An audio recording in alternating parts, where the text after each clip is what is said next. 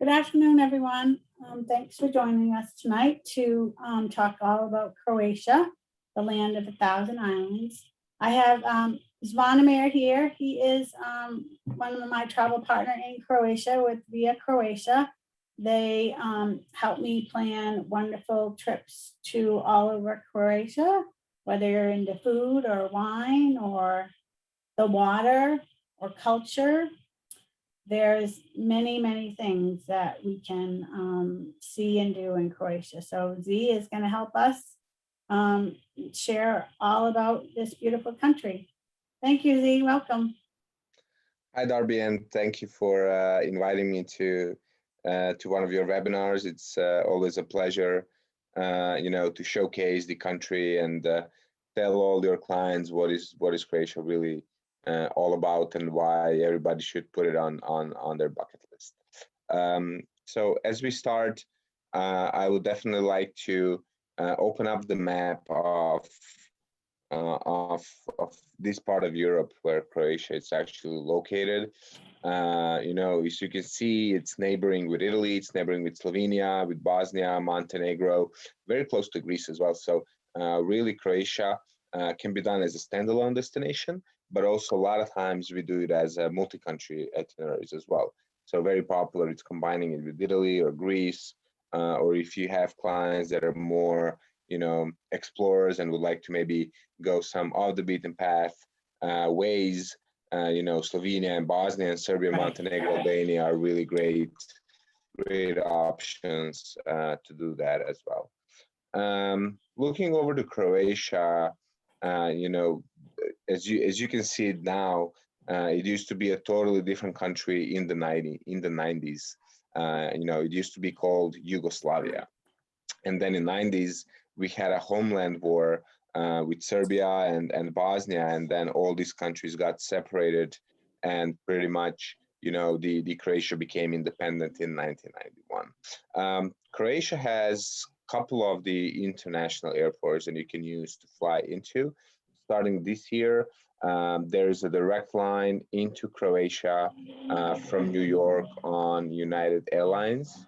You can get into Dubrovnik in and out.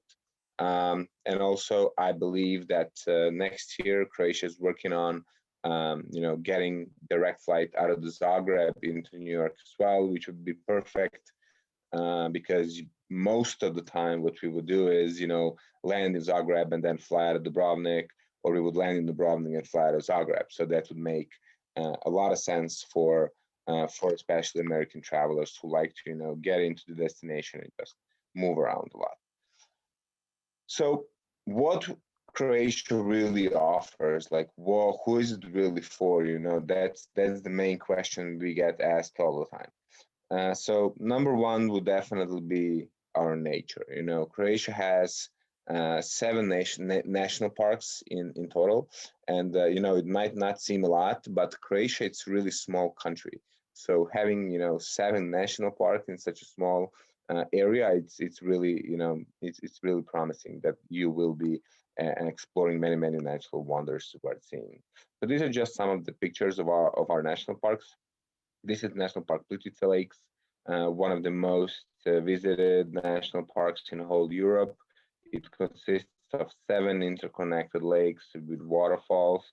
You will be walking around these wooden paths around the park, many protected species, and just the park is really gorgeous. Yeah, it's The next one will amazing. be National Park Brijuni. Yeah, National Park Brijuni in Istria region. Then we have National Park Mljet, which is in between Split and Dubrovnik. It's a national park on the island. It's actually world phenomena that you will see now on this picture. Those are 2 lakes, but the lakes are actually made out of the salt water, and nobody knows how the salt water got there. And usually, that the lakes are not salt water. It is also the most greenest island in whole Croatia, as both, and as the whole island is over 90% covered in pine woods. So it's really gorgeous, for the summer holidays, and many activities, outdoor activities especially. Then we have National Park Kornati, which is just outside of Zadar area. It consists of 116 little islands and islets. It's also called the sailor's paradise. So to get out there, do some beach hunting, do sailing, go visit little spots and restaurants that only serve fresh catch of the day. It's really, really gorgeous for, summer explorations.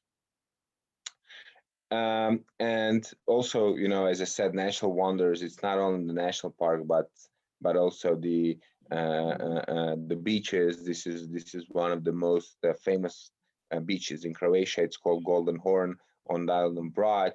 As you can see it right now, it actually changes the shape every day. It depends how the wind is blowing on it, so it's totally different shape every single day.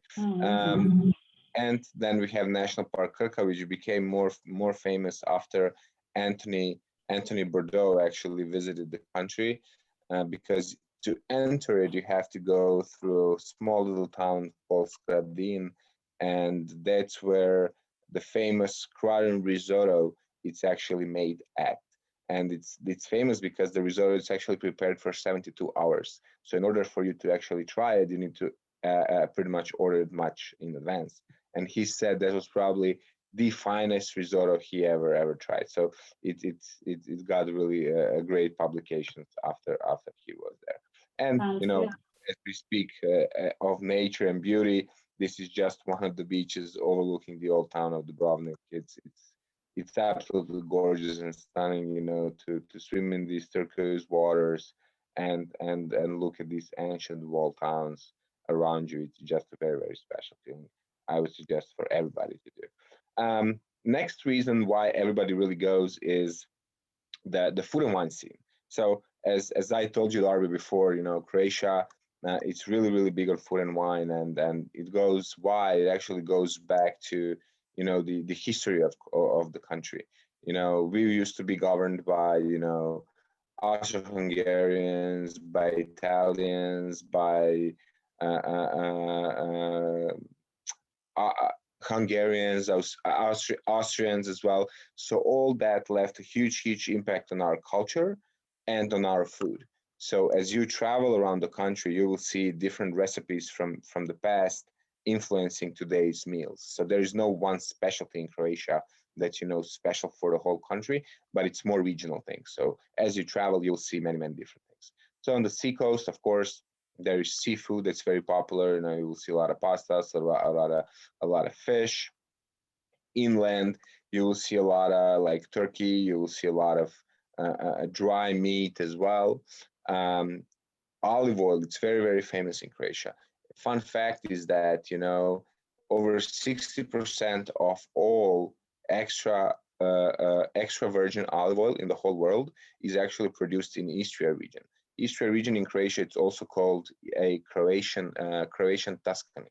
And why is it called Croatian Tuscany? Is because it has the great white wine, it has the amazing olive oil, it has the truffles, and it's really nowadays. In the past couple of years, you will see a lot of wine hotels, a lot of gastro hotels opening up. So it's really, really nice to stay at these properties and visit local estates, to go into their production, meet the locals and just indulge in the local culture.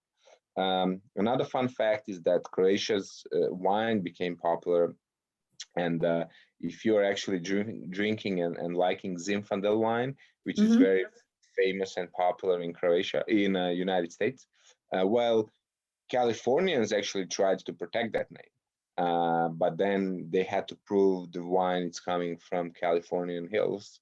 But after the UCLA did the research, it's actually proved that the grape Primitivo is from Croatia. And Zinfandel, it's, Primitivo grape. So that's fun fact. And then it was brought into Greece afterwards, and then afterwards it was brought, I apologize. And then after that, it was brought into the United States. And like I said, Eastern truffles, very, very famous. The biggest white truffle ever in the world, we still hold the Guinness World Record, was actually found in Istria region. Adventure souls. Croatia, it's really big on active tourism. Whether you want to go in the hills or mountains, you have hiking. Whether you want to go and sea, you have the diving, you have kayak, you have sailing. You go to the rivers, you know, you have the river rafting, you have, you know, many different activities and possibilities for clients who like to go out there and stay active. There is actually a National Geographic article that was writing about active tourism in Europe, and they said that Slovenia and Croatia are probably one of the top destinations for anybody who likes to, you know, go travel and stay active and adventurous during their trips. Explorers, you know, when you read the publications, you know, everybody's saying, well, you know, Dubrovnik, Split, maybe Zagreb, Hvar, you know, these are the locations where you absolutely must go. But Croatia, it's really big on small towns, small islands, these small little towns where you will not see that many tourists. So whether, you know, a lot of people will tell you Croatia, it's packed and overcrowded in tourism. Yes, of course it is if you go into these, you know, big touristy areas. But, you know, Croatia having 1,200 islands, you always can find these little picture towns on the islands and just escape from the crowds. You will still just meet the locals, which is still kind of cool. These are I just think you some. do almost like a cruise to the Yeah, islands and hardly ever even see, you know, yeah. many people either on the water because there's just such big area to go through. And then these small villages must be amazing.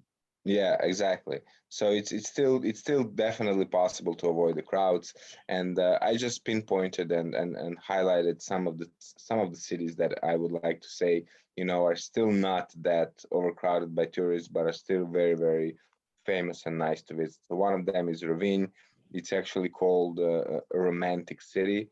It's right across Venice. There is a ferry that goes Venice into Mhm. Rovinj, so you can connect it easily.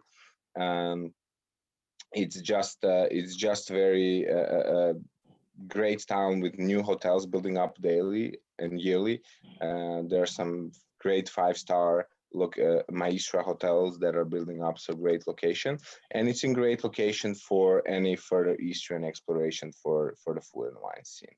Nice. Then we have, for example, Trakošćan Castle. You know, totally different. You wouldn't say this is Croatia because all the pictures you see of Croatia is, you know, the sea coast and the water and so on and so forth. But if you actually go into inland of Croatia, you know, around Zagreb, which is the capital, you will see many castles like this and local farms to visit and so on. It looks so well Motovun, preserved. it's also in Istria region. Yeah, it's so super preserved, correct. Mm. We actually do have some events in this castle. It's also possible to do like a medieval cooking class, you know, based on the recipes from, you know, 13th, 14th century. So we can do some very cool experiences here. Mm. Motovun, it's very famous for its truffles, you know, and Motovun Woods is actually where that the biggest truffle ever in the world was found. Primošten area, you know, just another coastal town, you know, not that famous among international travelers, but more local. Gorgeous beaches, you know, couple hotels. So, you know, for people who like to just escape the crowds and Mhm. enjoy sun and sea vacations. Varaždin, it's also next to Zagreb. Actually, this used to be the capital of Croatia, but it got burned down in fire, and after that, Zagreb became capital. But it's one of the most preserved Baroque city in the whole Europe. So just another fun Mm. fact to actually know about it. Still so green. Yeah. Uh, another reason why I think Croatia is a great choice. Is definitely the yachting, you know, the and yachting and boating in general. Like I said, Croatia is the country of many islands. We are counting at about 1,200 islands and islets in total. So definitely yachting and, you know, boating. It's something that should not be missed at all. There are a couple different vessels that you can charter and go exploring on your own.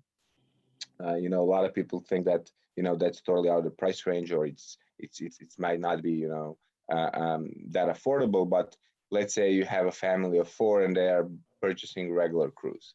They will spend around $3,000 for the cruise. Well, if you multiply that by 4, that's 12,000. For $15,000, you can get a really nice sailboat like this, and just go explore with your private chef and private crew Captain. and the captain, exactly, and Mhm. do the island hop. One level up would be the catamarans. It's a little bigger and more spacious. This is actually one of the boats that most of the time is used for family or couple families traveling together. This goes priced anywhere between 13, 14 up to 60,000 plus, but the starting points are still very affordable, and they go up to 6 cabins, so it can go up to 12 people.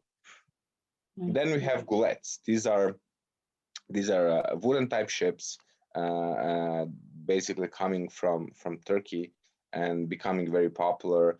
They come from 6 up to 11, 12 cabins with full crew.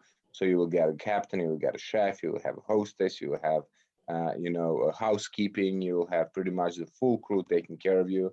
These boats are great for families with kids, especially because the boats are coming with a lot of water toys, like jet skis, stand-up paddle boards, kayaks, and so on and so forth. So it's really, really fun to charter some of these, and they are very, very spacious. Yeah, that would be the way Frankly, to do a cruise on the Adriatic coast, by something small like this. You wouldn't be going into the big tourist ports. You'd be going into no, small little villages along the water. exactly. Small villages, small bays, just picking those spots where, the big cruise ships cannot even dream about, stopping and Mhm. then the next, this is also some type of gullet, just more on a luxury scale. Also, up to 11 cabins, but for more luxurious clients, this would be anywhere from $40,000, and they really go up to $100,000 or more per week. Right. Also, fully crewed and really uncompromised vacation. I would say. And lastly, we have the yachts, which are saved for people that really like splurging on their holidays, for fast-paced itineraries, and a lot of times you will have more crew on board than you actually have cabins and guests. So Right. it's fully nice, a nice experience to charter one of these.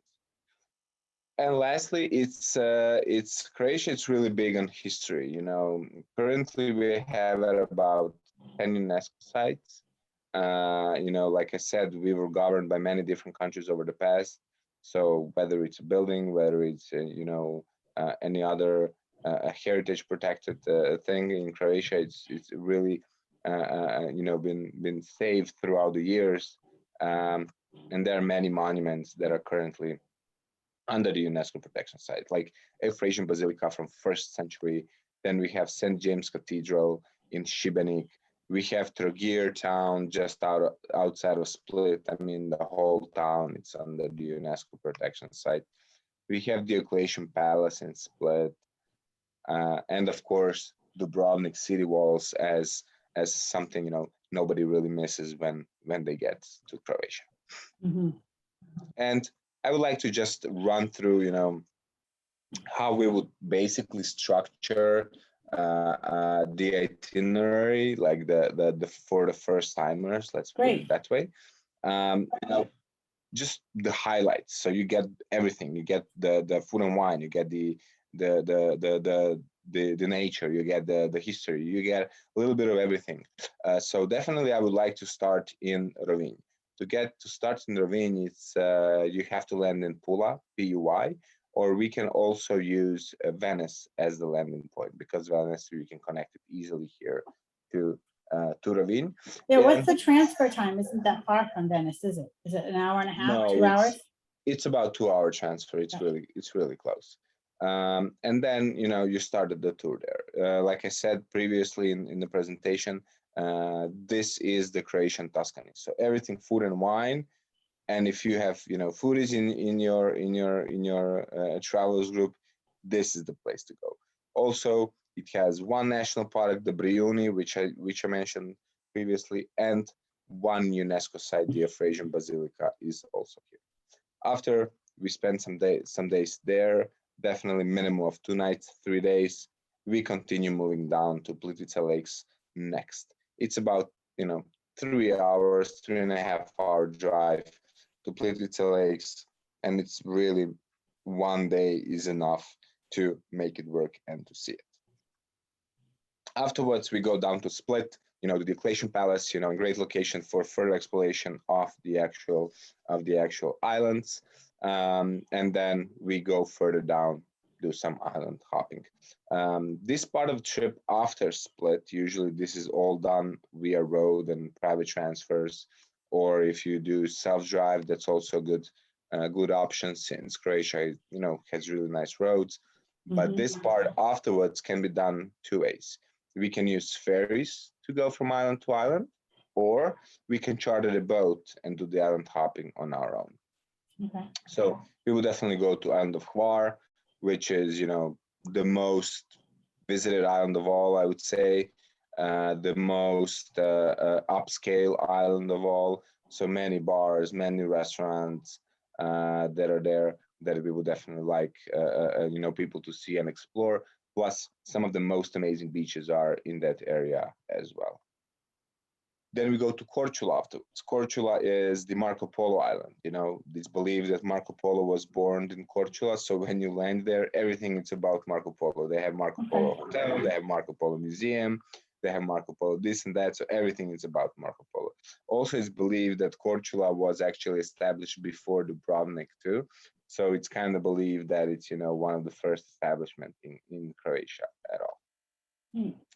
Then after we go to Mljet, if you remember, the Mljet was the national park with that world phenomena with these 2 lakes, and over 80% of it was covered in pine woods.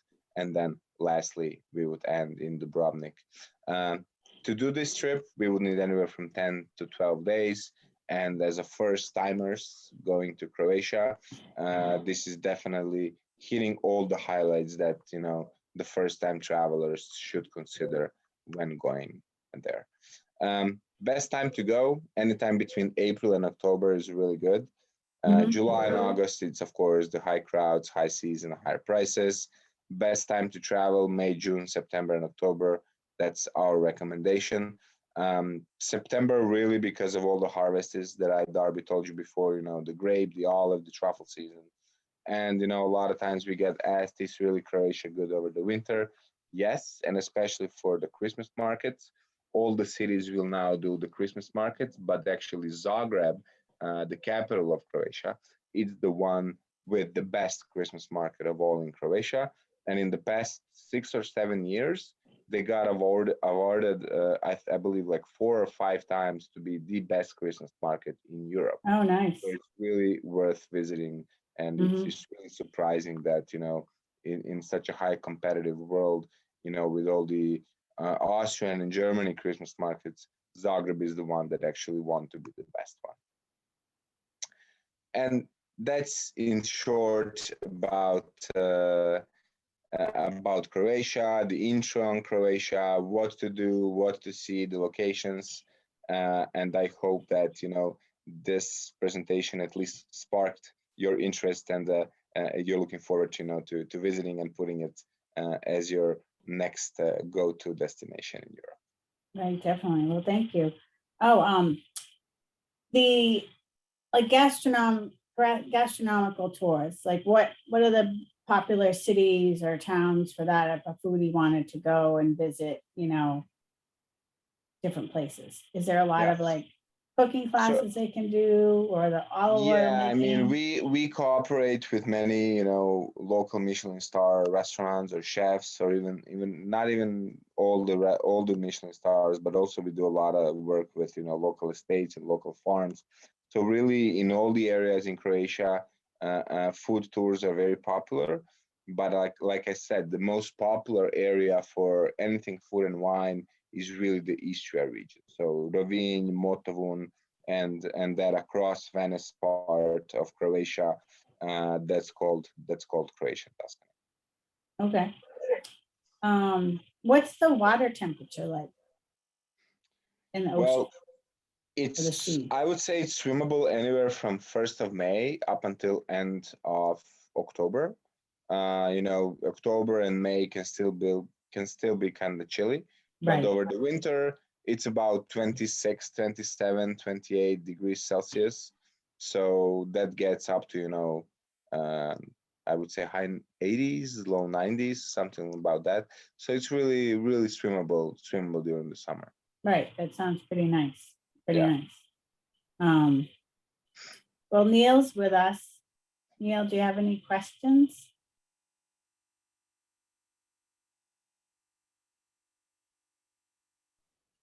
No, hi. Hi, Neil. Sorry.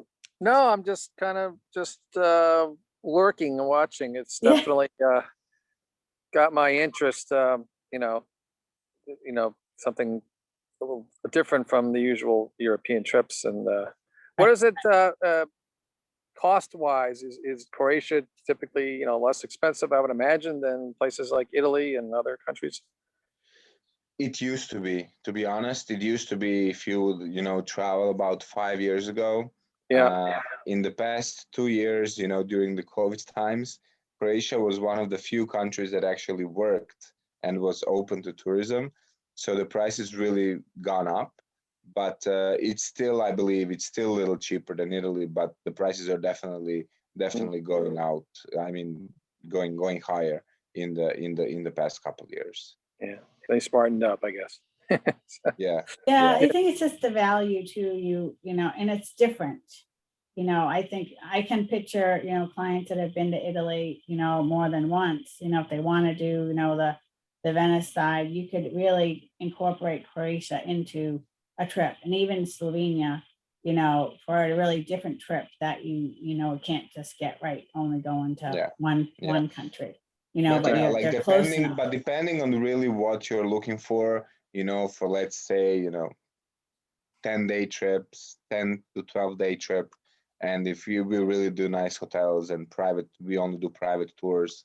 So if you do all that and, let's say for two people, I think, the budget of anywhere between $4,000 to $6,000, depending where you go and what you do per person. It's really, it's really, you can make it a nice trip. Mhm. Yes. Well, it looks amazing. I'm ready to go on one of the yachts and just go along the ocean and, Yeah, be away from the crowds and go to the small villages and eat the seafood. yeah, it's definitely a nice experience. And this summer, I think it's going to be the perfect, to do that. As next year, it looks like it's going to be back to normal numbers of tourists and even more than that. So this year it's still kind of lower in numbers because a lot of countries are still, closed or something, so they will not be able to travel. But whoever can travel this year to Croatia will be the lucky one. Right. And Z, tell us about the COVID travel requirements. So yeah, if you're vaccinated for 15 days or longer, actually 14 days or longer, you can freely enter the country. If you're not vaccinated, you need to get a PCR test that is not older than 72 hours. Great. Yeah. I know. And like I said, we really live a normal lives in Croatia. I feel that way, and I'm currently here. The bars are open, the restaurants are open. Yes, there are limitations in what time they can be open till, but everything is open. The attractions are open, the museums, the hotels, the cinemas, the bars, the restaurants. So really, I can say that we've gotten back to normal lives back here in Croatia.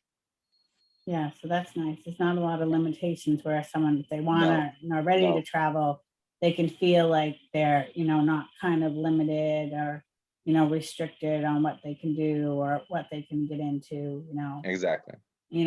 I mean, I think we're even finding it out here in the States that places like Hawaii, it's popular right now, Yeah. so going to do things is, harder because it's all booked. Things are getting booked up, for the popular places that are maybe a little easier to travel to than say, Italy, you can go there, but you have to go on certain flights. You have to have a negative test. That doesn't really matter if you're vaccinated or not yet. They haven't kind of got to that step, so, and as these countries, like even going to Greece, when you go from one island to the next island, you have to, show a negative test or show your vaccine card kind of wherever you're traveling around, even within the country. So, countries that are, you guys have been open for US travelers could go there a lot of the fall of last year too, correct, Steve? Yeah. Yeah, right. Yeah, so you kind of been working with it, as the other countries that are kind of waited. Did COVID just not hit Croatia as hard as other places, or why were they able to stay open? Well, we had some spike periods, but overall, when the COVID started, we were one of the first countries that got closed up actually during the winter. When it all started, I remember I was actually on a ski trip and getting back, and I had to rush back home earlier because the borders were getting closed and we were all getting, in quarantine and we couldn't leave the homes. And that's what it saved us. That's what happened that's the time when Italy exploded and everything, went south. And by that time, Croatia was in lockdown. We didn't have a lot of new cases. And then the summer came, and in summer the virus is probably not as aggressive, and we opened up for tourism. And however, in September of last year, we had huge spike again, probably because a lot of people were getting into the country, and then we closed the borders again, and we pretty much did not open them until April, until our numbers were super low. And now again, we are ready for tourism. So we really didn't have many cases. I believe that our highest number was at about 2,000 cases per day. And now we are at about 40, 30 cases per day. So it's really nothing. Good. I wish our country was as smart as yours.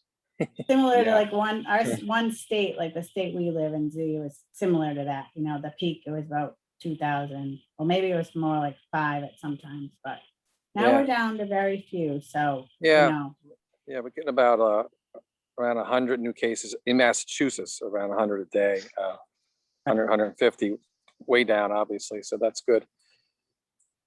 Yeah, it's looking good. I think everybody's getting vaccinated. The vaccination program is working well. Of course, you have the anti-vaxxers that to get it, but in majority of the cases we are getting it. So I think that it's looking good for Croatia to stay open throughout the whole season this year. Good.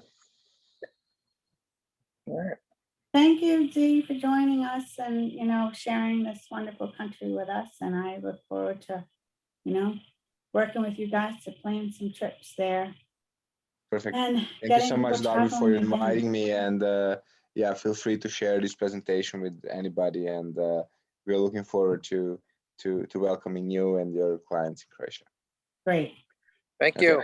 Thank you.